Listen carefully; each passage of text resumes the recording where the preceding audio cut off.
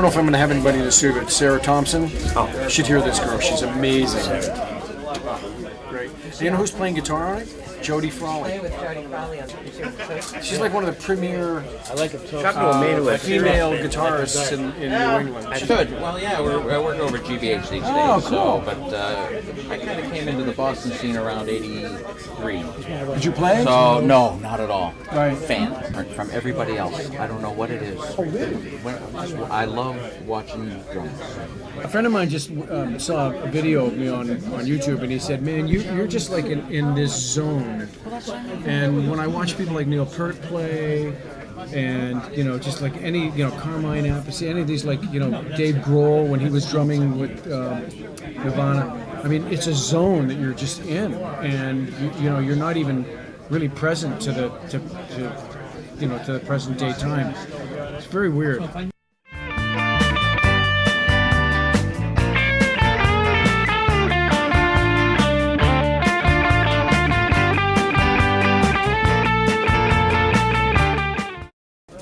What's your first name? Rob. Rob? R-O-B, yeah.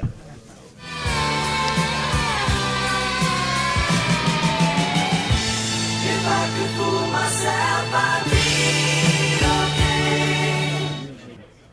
Hi, I'm Gary Summers, the king of pop culture. That's right, it's me, and I'm with my good buddy Hirsch Gardner. Aloha, Hirsch. Gary, how are you? Very groovy. Hirsch was the drummer in the band New England, and here at a record collector show, all kinds of stuff turns up, and it just so happens I brought my whole section of New England bands. I wonder if there's a New England album in there. I don't know. Let's look and see. See anybody in there you recognize? I'll tell you, there's so many great Boston bands, and we're really lucky. Show them. Well, let me. Oh, this is the Remains. They basically started it all, way back at Boston Tea Party, right? And of course, there's my buddy. Let's see, Willie Loco, who produced that? Let's see, who produced that? I'm the A&R man. Willie produced that, and Joe Viglione had something to do with it. If it was Willie, Joe was there. Remains, they were a good bar band. The Remains. That was at the Boston Tea Party. Barry Tashin? Yeah, right? Barry. Great guy. And there's Willie right there. Nice. What's this? There you go. The band New England. And we all know who these guys are. The drummer, that would be Hirsch. John Fannin, Gary Shea, Jimmy Waldo. I'm not on this. There you go. Cool stuff. You have a great collection. It's my job, find weird stuff, sell it to weird people. Well, there you go. Well, I'm weird. How much do I need to pay for this? That's $1,000, but for you, it's free. It's a gift. Oh, man. You're the best. Thank you, Gary. New England, Hirsch Gardner. Check it out. Listen to American music right here in New England, where we make the best music ever. Thanks.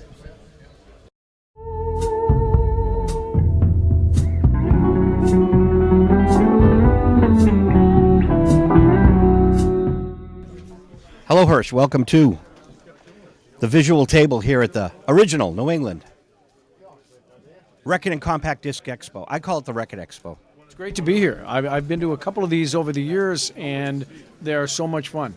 So I love Adrian Barber's work. Remember Adrian Barber? Absolutely, yes. Produced the first Aerosmith album. I'd love to interview Adrian. And as a matter of fact, Adrian Barber was connected with Atlantic Records back then, and the group that I was with, Fatback, which eventually became New England, I believe we did some work with Adrian Barber. He was somehow going to be involved in our band, and then the next thing we knew, he produced the Aerosmith stuff. So, But he did the Velvet Underground's Loaded album, and he did Aerosmith, two of the classic rock albums of all time. Now, Hirsch is a record producer, so we're going to talk producers today. One of my favorites, Hirsch, Celebrate, Three Dog Night, Gabriel Meckler. Some of these guys just don't get the acclaim they deserve. Woodstock, I mean, for $2, I get the Woodstock album. Like, I already have it, but... That's amazing. Have you heard the remixes that Sony's put out? I think what's going on, from a technical standpoint, there's so much compression added to CD production now that you're going to lose the dynamics that you get on vinyl. And the vinyl, well, it really shows the difference. And radio, boy, you can hear radio, Hirsch. Sometimes they grab a track off a box set and it's different from what you knew. Right. Hand claps are missing or something. Yeah, yeah, absolutely. Yeah. Some of those parts are not there anymore. They've been lost in the mix. where they were compilation of different sounds, and they may not be on the master reel anymore. My home studio, and I think I was mentioning to you before, we built a new studio in Cambridge. In Cambridge. The room itself was designed by Michael Blackmere, and Michael is one of the leaders in the industry for studio design. And we've got all the latest, all the latest Pro Tools gear. And it's just someplace we didn't establish this studio as like a major money maker. We just wanted a place where we could count on the quality of the music being as good as it could possibly be. And we're bringing in artists, and we're trying to, we're doing artist development.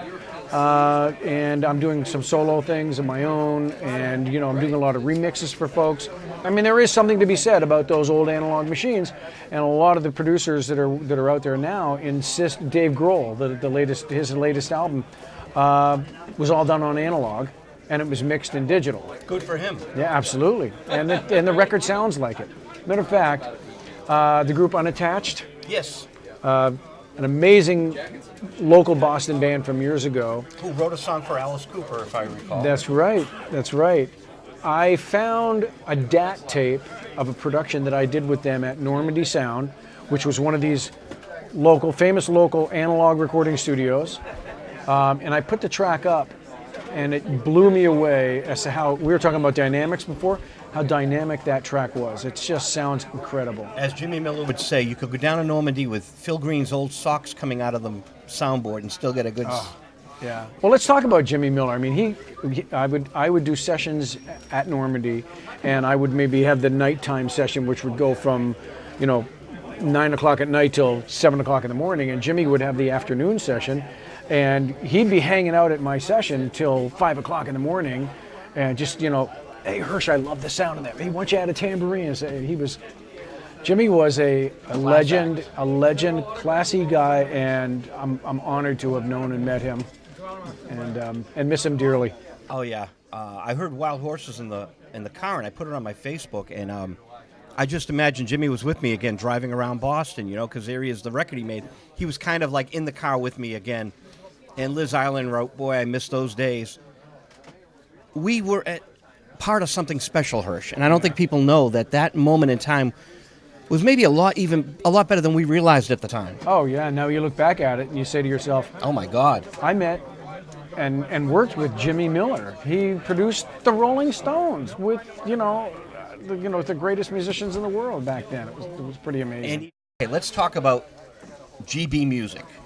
You met Gary Boris up here in Boston on the scene. Yes. I met Gary at Sound Design Studios that was owned by Bruce Mancinelli. Rest in peace, Bruce. And this young kid called and asked for a meeting. And so this young kid comes into the studio, and within 10 minutes, I knew that this guy would be a lifelong friend, as it turns out. Gary. He just blew me away. At 18 years old, he had the wisdom and brain power of a 35-year-old man. And we decided to put together a record label, and we call it GB Music. And since inception, Gardner Boris, yeah. And since the inception, we've put out albums by Marky Ramone and Dee Dee Ramone from the Ramones, Scott Kempner. From the Dictators. The Dictators. We re-released all of the New England CDs. It's probably about 20 or 30 titles. I was at a New England reunion show at the Chevalier. Yes, you were. That was a great show. I had the time of my life that night. We hadn't played in 25 years, and we rehearsed for 3 days. People who had seen the gig, who knew us back in the day, were telling us that, how could you guys sound better today after 3 days of rehearsal than 25 years ago? You never lose it. I think we should probably look into maybe doing a second reunion show at the Chevalier with New England, and possibly bring Charlie Fair and John Butcher on the bill. Maybe a couple of other local Boston bands that can help draw and pack that place and have a party. Yeah, there's a lot of fun stuff we could do.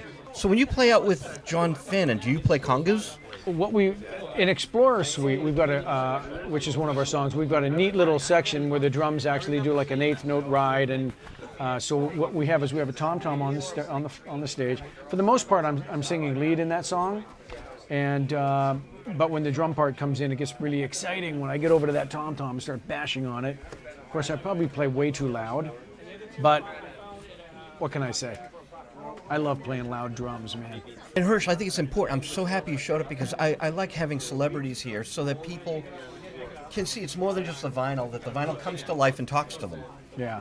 And I think it's good for the show, it's good for you, it just keeps the community here active, and then Jay tapes it. And God bless Jay, he's just so diligent. Let's hear it for Jay, everybody. You're doing a good job, brother. What's the next thing for GB Music? There must be something on the schedule. We just released the Scott Kempner stuff. Can we by hold the up way? the vinyl? And why would you do vinyl? Scott Kempner of the Dictators, You formerly. guys press the vinyl. Yeah. We decided to go with vinyl just because vinyl's making a huge comeback, as we can see.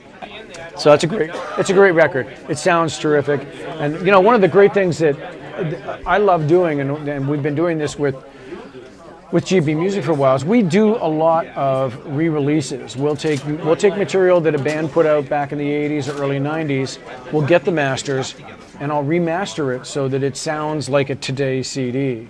And so far the results have been really, really good. We're trying to stay very true to the original sound, but we want to make it competitive with the sound of today. You're going to do a book eventually. Maybe. We'll see. You got to keep your diary from your studio notes because you're working on all this important music. The diary's in my iPhone now. I recall playing, I was in a band when I first came to Boston called Berkshire. And Peter Stahl was our guitar player. Peter was in the original Chain Reaction, which was Steven Tyler's band in New York. Or maybe it was Centipede. But Peter joined my band after he left Steven Tallarico's band.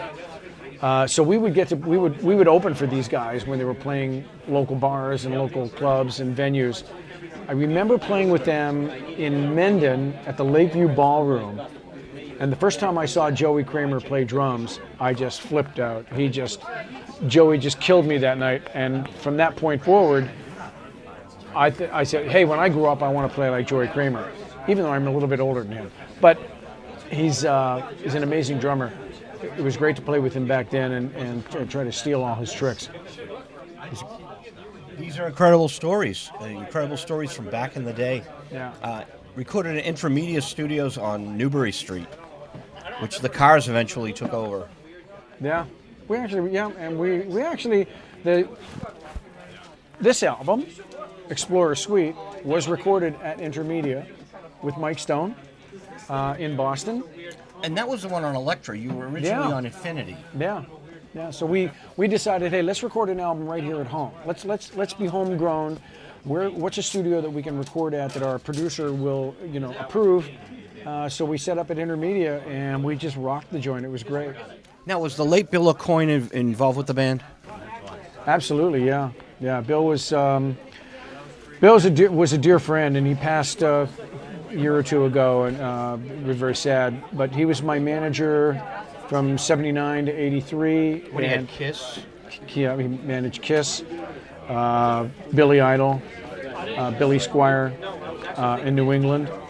And Bill was a tremendous manager. Got us on the road after our first album came out, touring with AC/DC, Journey, Cheap Trick.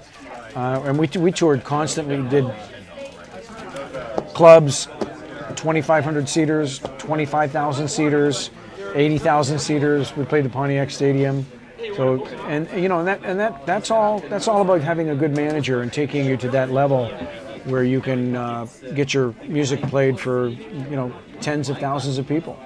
Hirsch Gardner here at the Record Expo. Today is February 19th, 2012. Thank you so much for being on Visual Radio. Joe, thank you very much. And one last thing, can you say this is Hirsch Gardner on Visual Radio? This is Hirsch Gardner on Visual Radio. We had a couple of big hit singles, and we toured with Kiss and AC/DC and Journey, and yeah.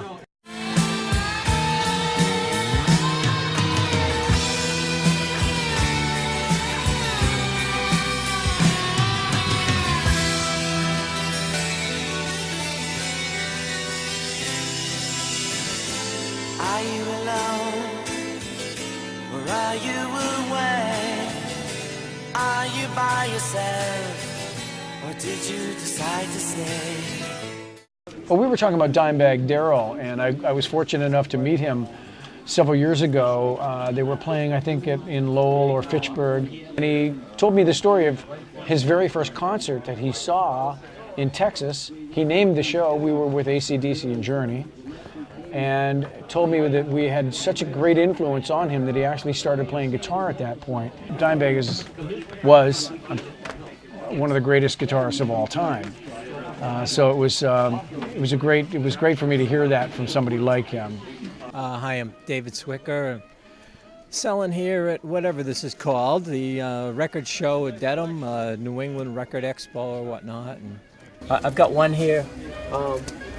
It's unimaginable to me. It's a first pressing of Meet the Beatles. It never got opened. How could anybody in their right mind never open that record?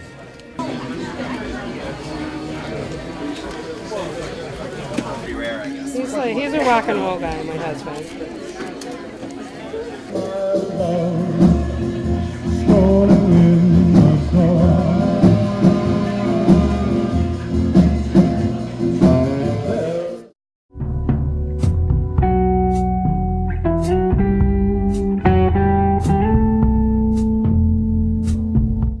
Here we go again. We're now at another Randolph Music Center record show.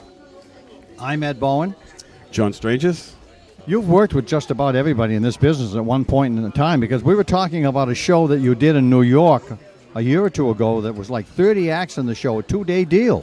Exactly. That's a show that goes off in Long Island, and they do it at high school, and it's a 2-day affair, and they have about like you said about 30 acts on the bill, and it goes Saturday afternoon right into Saturday night, and then the same thing Sunday into Sunday night, and it's a lot of 50s acts from just about every corner of the states that have recorded and performed. Always hang in there. Rock and roll is here to stay. Right about that? Exactly right. It's an American institution that will never die. Hello, my name is Ziggy Chabinsky. I'm from Dorchester, Massachusetts. This is a very desirable Count Basie LP that's very unusual because it has a picture of the atom bomb testing in New Mexico. This is a very hard album to find. This was a takeoff from the James Bond movies. This is much better than, in my opinion, much better than the soundtrack from the movies, because they didn't probably make too many copies of this, and the artwork is very good on the cover. Okay, I'm Martin Pulliam. I'm here with Ziggy from Bedford, Mass. And I attended this concert in 1979. It was a No Nukes concert where they were trying to end the idea of creating the Seabrook nuclear power plant. Most of these bands all played at the Madison Square Gardens, and they also played outdoors near the World Trade Center next to the river, which is where I saw most of these guys that day. We had a good time, but they ended up building the power plant anyway, so I guess our efforts were in vain.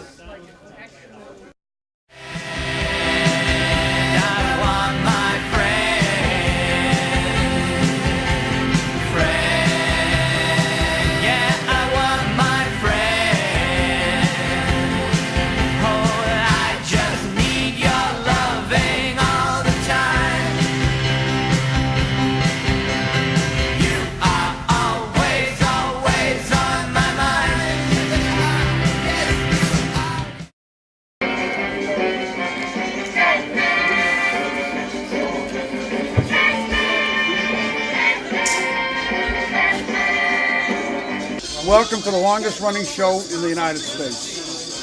It's been running for over 35 years. Wow. You know what's good too? Holding Back the Years. I have a remix of that, which I got in Canada. Beautiful remix. They were good.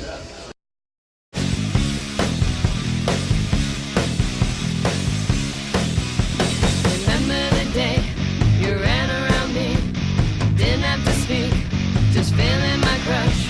Well, what can I do? All right, we'll start with the free record that Eric Law found me. So we got a little Latter-day Killing Joke. It's got the Empire song on it. Can't go wrong there.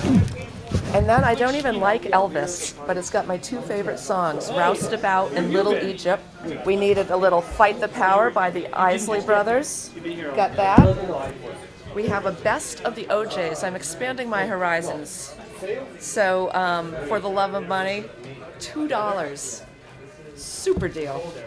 Now we move on to the metal. This compilation with bands, many that I don't know, Vic Fairgott, Fargo, but many you do know, Scorpions, Iron Maiden, from like the early 80s. I have high hopes for this. Lastly, in honor of the late Ronnie James Dio, this one's got Holy Diver on it, Stand Up and Shout, $4. There's still more to be had. I'm going back in for another round. This is what we got so far. Thank you, sir.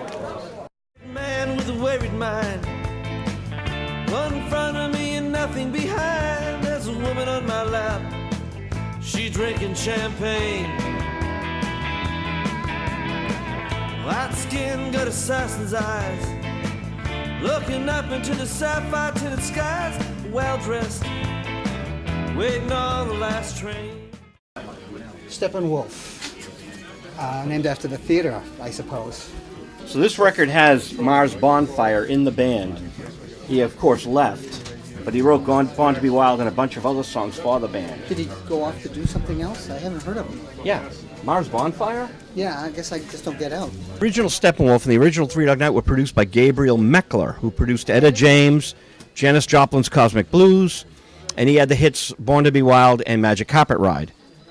Gabriel Meckler, one of the greatest producers of all time. I consider him in the top 5 with Jimmy Miller, Phil Spector, George Martin for the era. They were those top 4 producers. And Gabriel co-wrote Cosmic Blues with Janis Joplin. Oh, very good. Amazing record. Our good friend Peter Noon took Jay and I to dinner one night. Did you know that? I heard he was mentioning that to me. And here's Peter Noon's wonderful portrait of him at the Best of Herman's Hermits Volume 3. See this? This completes my Steppenwolf collection. Good for you. These are the only two that I have. The only 2 he didn't have. God bless you. You've got them here at the original New England Compact Disc and Record Expo Extravaganza here at the Dedham Holiday Inn on February 19th, 2012. Told me about her. They all knew. Say you're sorry. How should I know? How should I care? Mother, trying to find her. She's not there. And let me tell you about the way she looks, the way she acts, and the color of her hair. Her voice is soft and cool. Her eyes are clear and black, but she's not there.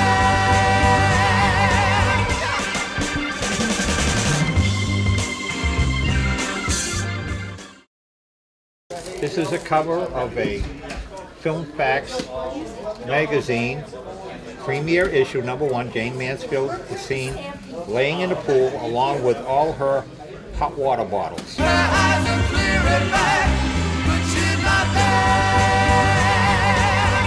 there. Jenny Lee, Jan and Ani, not Jan and Dean. This is Jan and Ani. A super rare piece of sheet music.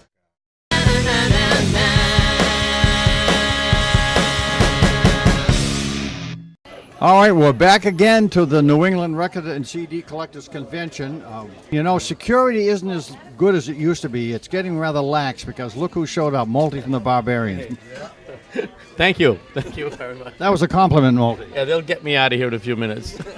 Well, I'll tell you, we come down every time, and almost every time we're here selling records, there's somebody looking for one of your records. Well, that's good. That's good. I need a royalty once in a while. But your first record was on Joy Records, Hey Little Bird. Now, you any chance you might think about redoing that one? Yes, we'd like to redo that one. It could use a redoing. That'd be great. It was nice for its time, great for its time, but it'd be nice to get a new one. A new feel? Oh, yeah. My son Eric could do really good on that. Hi, kids. Welcome to the New England Compact Disc and Record Expo. This is the April edition, April 1st. And in honor of our April 1st edition, we're feeling kind of multi today. No, I mean, Multi's here. Jay, I'm friends with Robin Lane. I love her dearly. I used to see her in the day. She had Scott Barrenwald from the Archies, the bass player for Sugar Sugar. She had him in the band. And Scott's still around. He's with Willie Alexander and Cadillac Heart. But Robin Lane was on the Neil Young Crazy Horse album. Everybody knows This Is Nowhere. She's singing on Round and Round. It's on Reprise Records. Her father was a piano player for one of the owners of Reprise. He played with Frank Sinatra and Dean Martin. Maybe Frank and Dean owned the label? I forget. Don't know. But I know Frank Sinatra had something to do with Reprise. And Kenny Lane, Robin's father, wrote Everybody Loves Somebody Sometime, which Frank Sinatra recorded first, and then Dean Martin did a nightclub cabaret piano-only version, and then they made the big hit later. Those are the good old days. When you were making records that were on the charts and they were making records on the charts, you can't beat them because it's another generation, generation away from us, but we still could enjoy them. Oh, yeah. That was great. That was a great generation. Well, when I was a young kid, that's what I grew up with. Right. Oh, yeah. Summer Wind, Frank Sinatra. Whether you like Sinatra or not, the kids, they're revolting. The best. Summer Wind is just an amazing record. Your son did an amazing version of a Bob Dylan song. Oh, yes. Very much. Which you played me 3 weeks ago at ATD Radio. I did. Oh, that's right. Yeah. He did It Ain't Me, Babe by Bob Dylan. But boy, did he do. I think Bob Dylan would love this one. Should mail it. We should get it out to Steve Berkowitz, who works for Dylan. We're here with Jay LaFawn from Haverhill Television. Came all the way down from Haverhill, which is a hike and a half. But this is the original New England Compact Disc and Record Expo. It's April Fool's Day, and no one's done an April Fool's prank on me yet. Did you win the lottery? I was the one. I was the one that won it. We've got the financing for our record label. Finally. April Fool's Day. Hi, this is Kevin Bowles from At the Hop, specializing in 1950s, early 1960s oldies, interviewing some of the artists of the day. You can catch me on my website, www.kevinbowlesoldiesfan.com. I'm on 95.9 WATD from 2 to 5 a.m. Wednesday and Friday morning. The bass, I don't care about. Okay. I think you can almost chuck the bass. If the drummer's got a bass drum, he can be the bass. Oh, I know drummers are hard to come by. You're right. They're not on here. No, it doesn't have it. But Augie Bloom made Get Together a hit years after it was released, and by the Youngbloods. But Buzzy Linhart should have had the first hit with it. As with many things, Buzzy had a beat on the song first. He who hesitates is lost.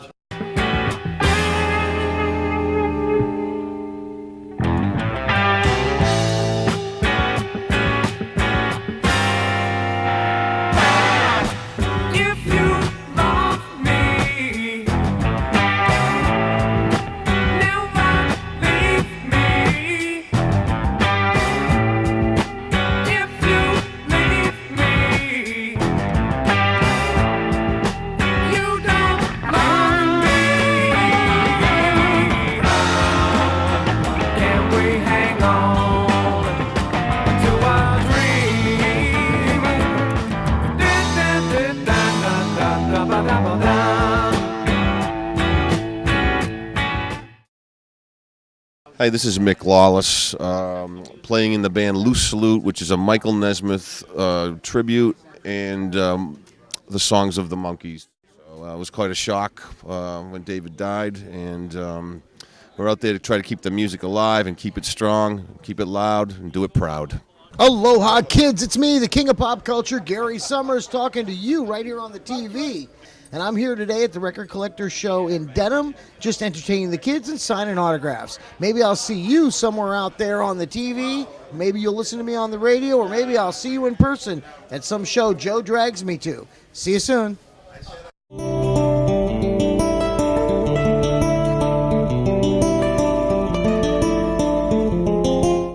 This album here, like of all the 60s garage bands, this is probably in the top 20 if you're looking for the ultimate garage band albums. Would you compare them to the Seeds?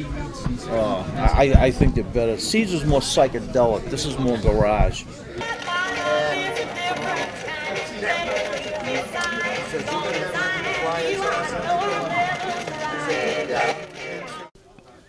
We are, it's no April Fool's joke, people. It's April 1st at the original New England Compact Disc and Record Expo here in Dedham at the Holiday Inn. And we just spoke to Molty, who's back in the room. And now we're talking to Gary DiCarlo of the group Steam. Hello, Gary. How are you, Joe? We're honored to have you here. I'm honored to be here. It's nice to meet you in person. I found this one on Fontana. It's The Magic in You Girl by Steam. Oh, and the flip is Nana Hey Hey Kiss 'Em Goodbye. Two of the legendary artists from the 1960s together. When was this hit, actually? 69. 69. December 6, 1969. We lasted, I think, 2 weeks, and we bumped the Beatles out of #1. Come Together. That's cool. Yeah. It was a two-sided hit, too. It was something, and... well, what's bad is that it was a two-sided thing, because I was happy that it went #1, but yet I was unhappy with the fact that no one knew that I sang it. And today it's Molty and Gary DiCarlo, and it's so much fun having you incredibly talented people. I can feel the talent. Molty's up at ATD Radio a lot. You were there last night.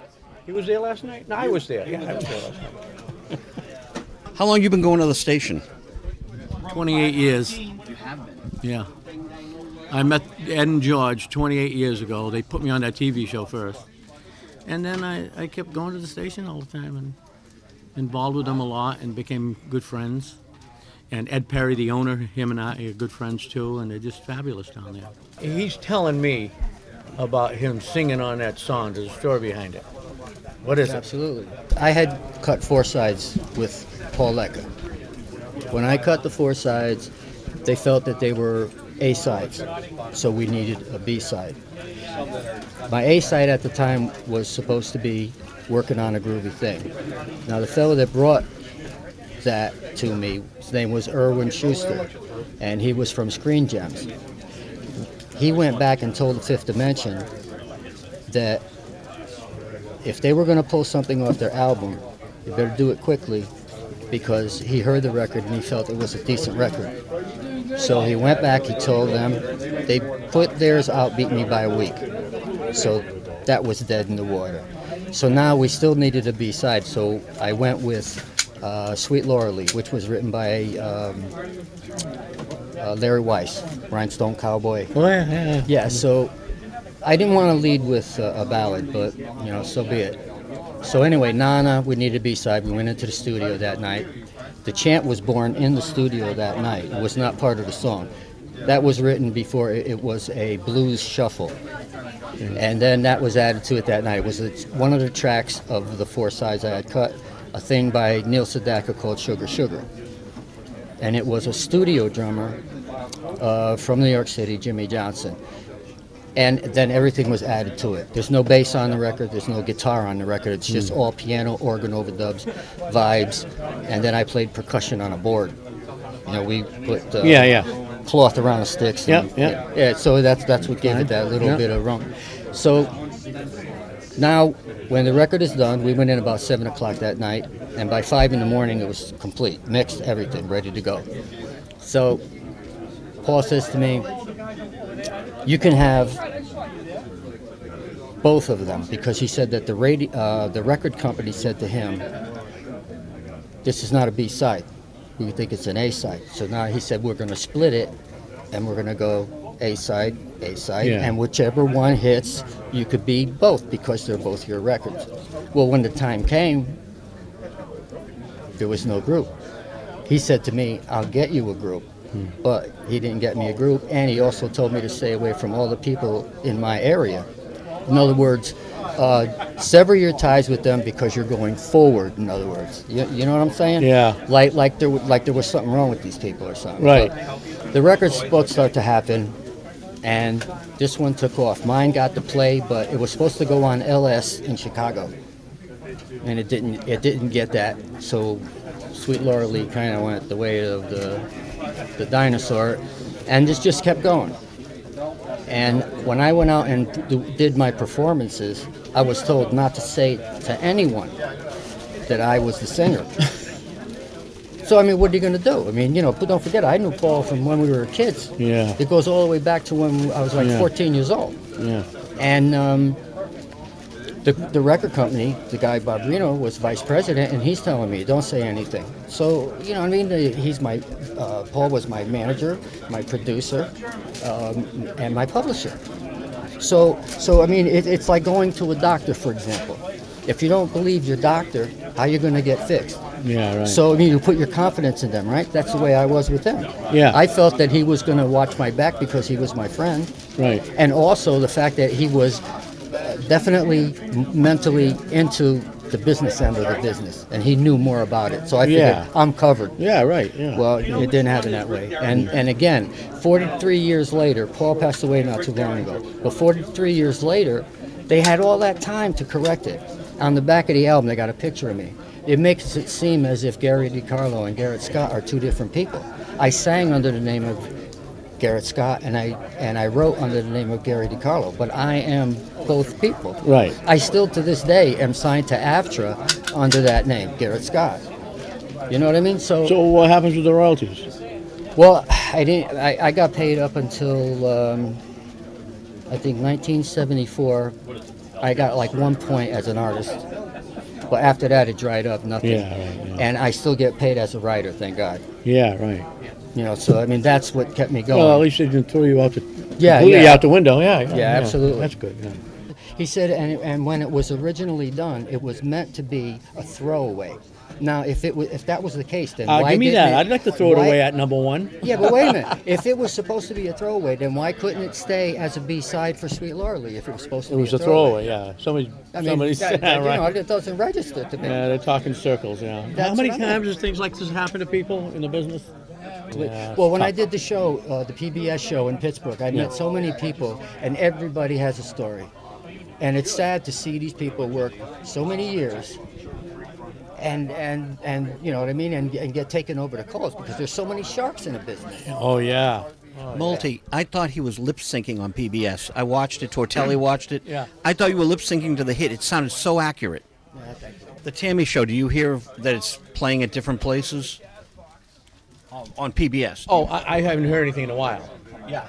But I think it played here about a month ago in the Boston area. I'll look for it. This magnificent record with the Rolling Stones, Multi, the Supremes, the Beach Boys, and no vinyl came out at the time. But no vinyl record to accompany the concert film, which I thought was like... That Tammy Show is now in the Library of Congress. Wow. This is on Mercury, so you guys are now on the same label. Yeah. We're on the same label. Yes. See that? We're on the OMG, you know. Somebody buy us a piece of pie. You would understand that Yeah. because you're an artist and you know what it means to you. Yes. Whereas other people, you know what they say to you? Suck it up. Exactly, yeah. They don't know how much No. that it's your soul. That's man. you. They're That's ripping you. it right out of your Exactly, body. Exactly. When I was a young boy, I was a guitarist. And very young, 5, 6 years old, I started playing guitar. Really? My mother showed me the chords. By the time I was 14 years old, I was a good guitar player. I was really on my way, you know. But I lost my hand in an explosion up to here. Then I became a drummer. My stick fits right in here. My stick's in the Rock and Roll Hall of Fame. So my idol then, I was playing along with Gene Krupa records and big band. Yeah. You know, I like rock and roll too. I was in all the 60s No, US Bonds, I you know. understand.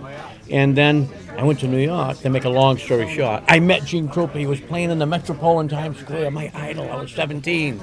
Wow, Gene Krupa. I went in there, and then I think it was his manager. He saw me, a young guy there, and I went anyway. I was underage. Hey, you want to meet him? I said, what? Wow. I went up to Gene Krupa's room. I met Gene Krupa. Shook his hand. I got the picture home. He gave me the picture. Best wishes to a fellow drummer, Gene Krupa. When did you cut the PBS?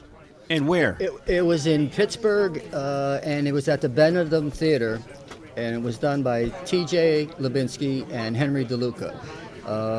And that was, this May will be 2 years.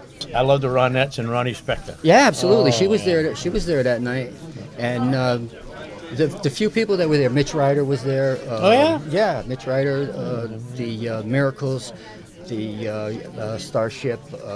Yeah, Jefferson Who else? The Starship. Kingsmen. Matter of fact, the Ronettes in 1965 opened up for me at a show.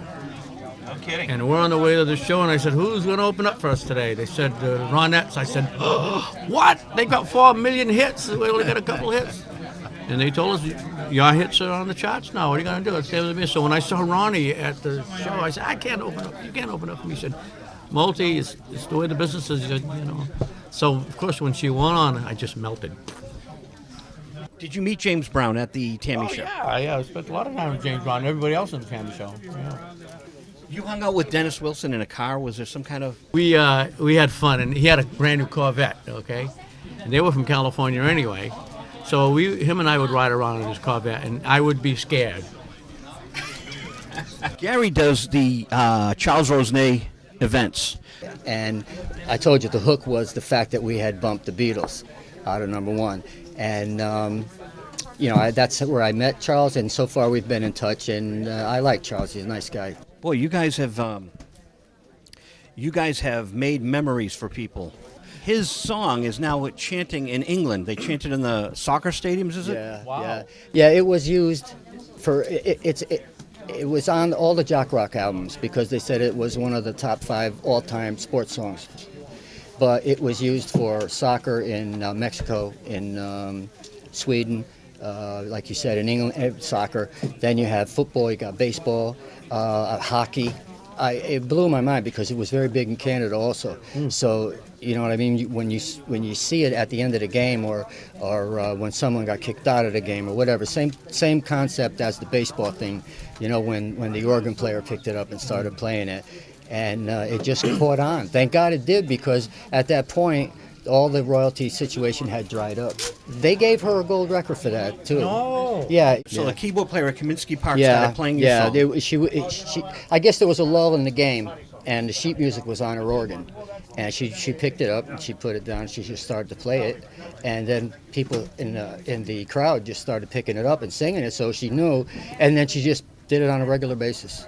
2 years ago, we had 4 things out in the same year that were co-written type things, where Wale, a rapper from Washington, D.C., he did a thing called Chillin' with Lady Gaga.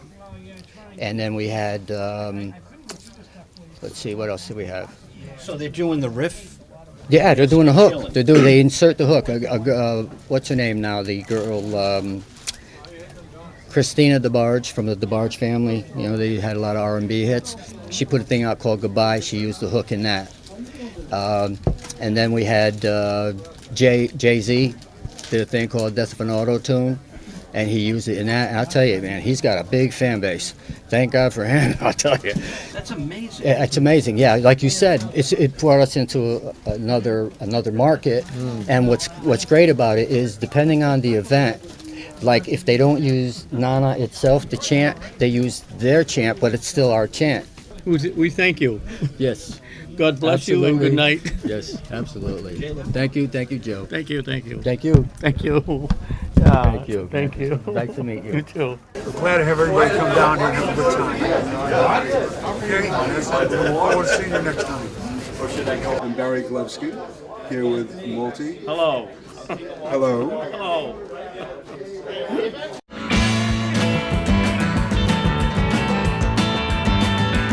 The wall of sound sold. Sold big time, yeah. With the songs, too. It was everything. April 1st edition at the Dedham Holiday Inn Record Convention here, put on by Randolph Music. I just want to give my condolences to the recent passing of one of my favorites, Davy Jones of the Monkees, who sadly passed away unexpectedly at the age of 66 of a heart attack on the Wednesday, February 29th, 2012. So sadly, he won't be doing any performances here on Earth. We'll all miss him very much, and luckily I did get to see him many times over the year, both with the Monkees and solo. So I guess here's my condolences to his family and everything, and all the Monkees fans and everyone out there too. So Davy Jones, rest in peace. You'll be sadly and sorely missed.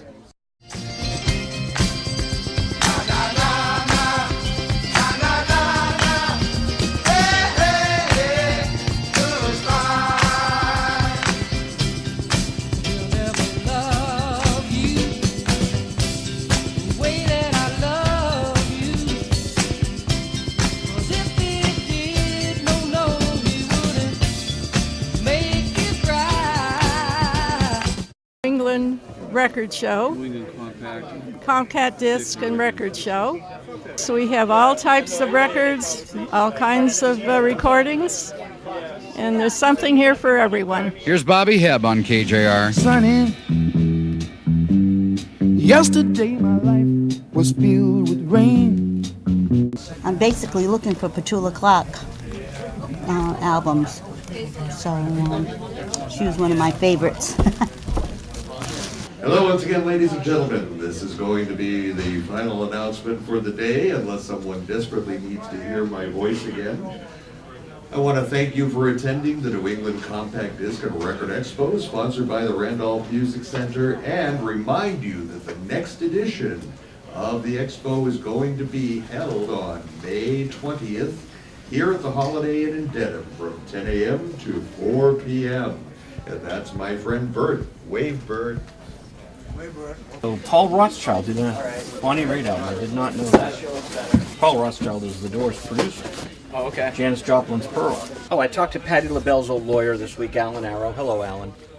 And he represents Bobby Hebb, so sent me a Patti LaBelle album many years ago. Stephen Davis will be on our show. Stephen Davis will be on our show with More Room in a Broken Heart.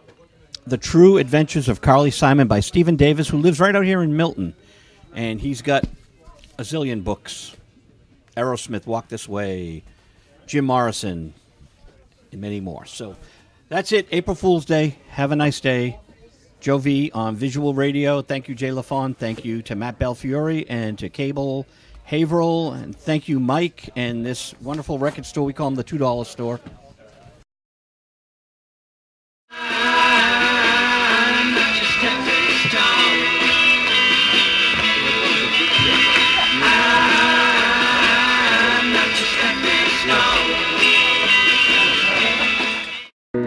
Sunny, thank you for the love you brought my way. Hi, I'm Ed Bowen from WATD, welcoming you to the, 5,000th edition of the New England Record and CD Collectors Convention, sponsored by Randolph Music. It's May 20th, and as usual, it's a great turnout, a lot of great dealers, and man, some deals. I found some records I've been looking for a long time.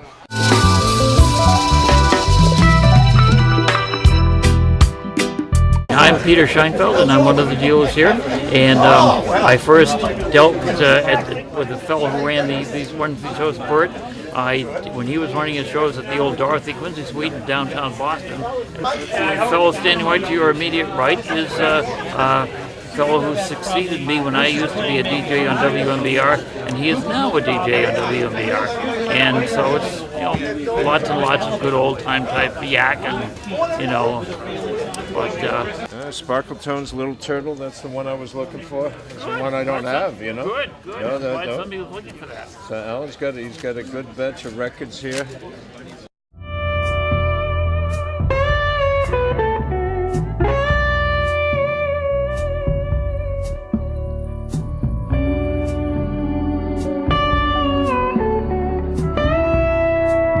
Collect records. I've been collecting since 1959, and this is a record show at the Holiday Inn I'm at today. Haven't come for a long time.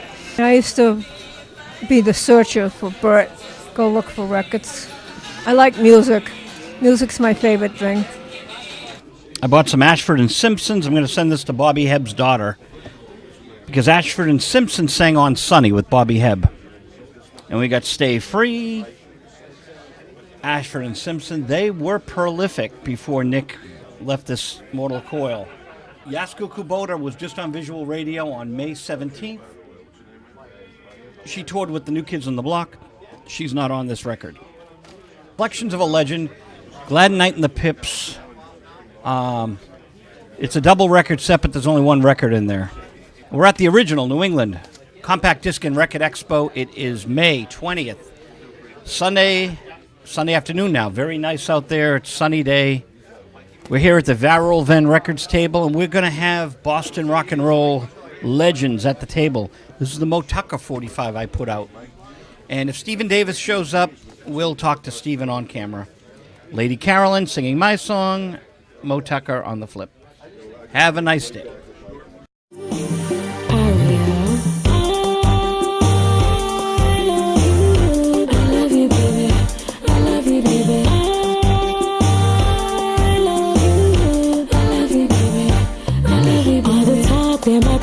them can't out the spark. One me and you have a never today that start. We have we ups and downs, but we never yet part. But sweet loving that we have it a mad them. Tender touch and that we get while you are on them. Sweet loving that we have it a mad them. Tender touch and that we get while you are. This is not a teenage love or infatuation. Not no puppy love or no one night stand. The kind of love that's still whether rain or shine. This is the Marty Balin from Jefferson Starship, right? He was on the Or Airplane or whatever. Yeah. We did all the negotiating, we got the record label, we got his manager Nice. online, and we finally put it out. Jim Alger from WBRS Radio. You are correct. It's good to see you, man. It's been a while. I'm here all Been the a long time. while. When did you stop doing your show? I want to say 2000, 2001 maybe. Over at PRS? Yeah, they had a whole administration change. I was here like 10 years. But Alger Mountain, Jim Alger, and he's in the band Spike, and we're going to talk a little bit about Spike, when it formed, who's in the band now, what's it like. Jim, tell us about Spike. When was it formed? Who's in the band now? It basically formed in 1994, and it's basically Frank Gianetti, my bass player, the G-Man, has been with the band the whole time.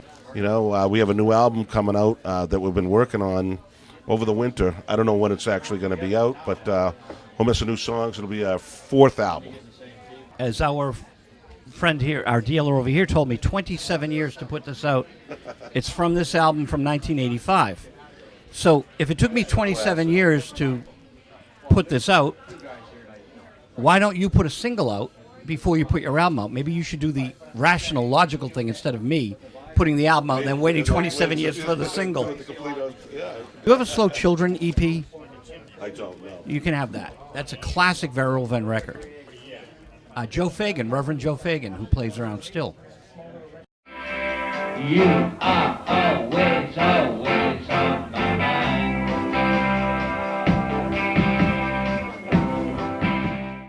Please make up your mind. You've got to come into my world. Leave your world to me.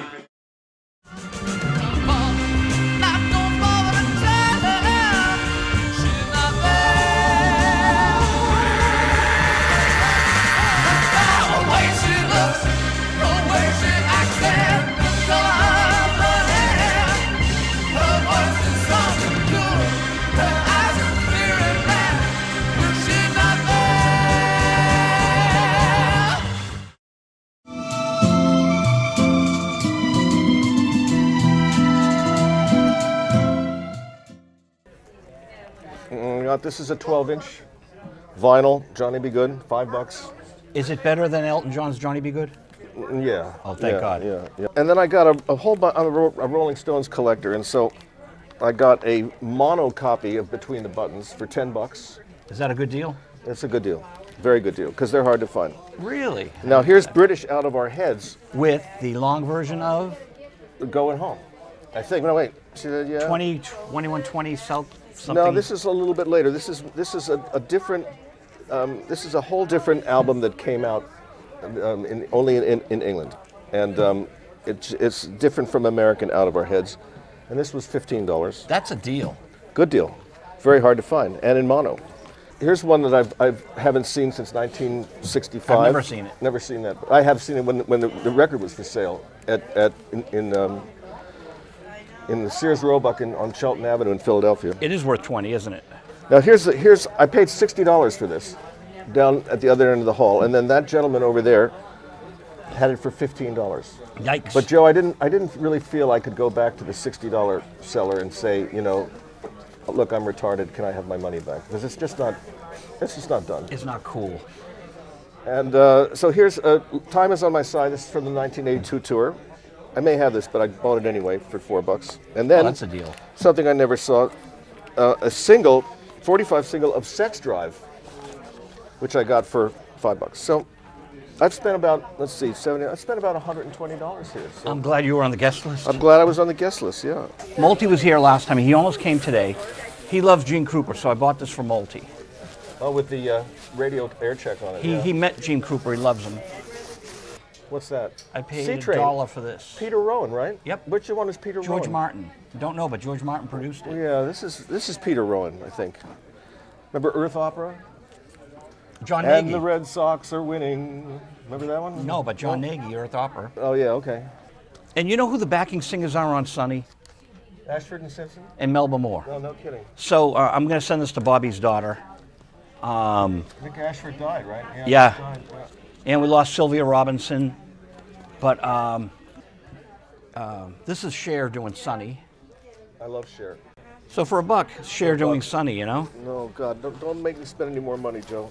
I better go. $1.50, Stephen Davis has a new book, and he's going to go home and call Buzzy Linhart to update the Carly Simon More Room in a Broken Heart. There's going to be less room because he's going to get the real story about Eddie Kramer and Carly Simon and the real good stuff from The Buzz. Visual Radio, it is May 20th. Thank you, Jay LaFond. Thank you, Bert and Sheila. Thank you to Mike and Dave and everyone here. And Lenny Scoletta's here. My God, one of the old dealers. Lives across the street from my house. A dealer? Really? By closing of the, we have an original, the original New England Compact Disc and Record Expo at the Holiday Inn in Dedham. This one's signed by Stephen Davis, our special guest today, author of Old Gods Die Young, the Rolling Stones. He bought a lot of Rolling Stones records today. More Room in a Broken Heart, Carly Simon. He's going to be calling Buzzy Linhart about that. And for $2.50, I got a 5-disc set by Dick Clark. We just lost Dick Clark. I really wanted the booklet, because these booklets go for a lot of money on eBay. But the last page has Dick Clark talking to Donna Summer. Stephen just mentioned her. Dorchester's Donna Summer is on this box set in a photo. 25 years of rock and roll on American Bandstand. Donna Summer and Dick Clark, we just lost them both, and here they are in this booklet. That's our show for today. This is the original great Record Expo, and I'm going home. I'm tired. Thank you, Jay LaFond. Thank you, everyone at the Expo. Have a good day. This has been going on for 35 years. Pure rock and roll. The real stuff, the rockabilly, the Sun Sessions with Elvis Presley, all that kind of category.